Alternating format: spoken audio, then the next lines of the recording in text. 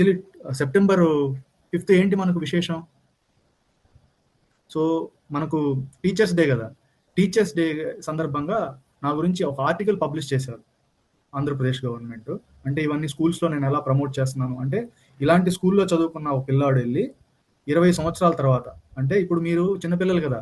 ఇంకో 20 సంవత్సరాల తర్వాత మీరు వెళ్లి ఆ స్కూల్స్‌లో వేరే వేరే దగ్గర ఎలా పాఠాలు చెప్పారు, సమాజానికి ఎలా సేవ చేస్తున్నారు అన్న దాని గురించి చెప్పారనమాట. పిల్లలు చదువుకోగలిగితే ప్రపంచం మారుతుంది అనేది నేను బలంగా నమ్ముతాను చిన్నప్పటి నుంచి. ఎందుకంటే మా ఊర్లో మా ఊర్లో చిన్నప్పుడు ఎవరు చదువుకునేవాళ్ళు కాదు నాన్న.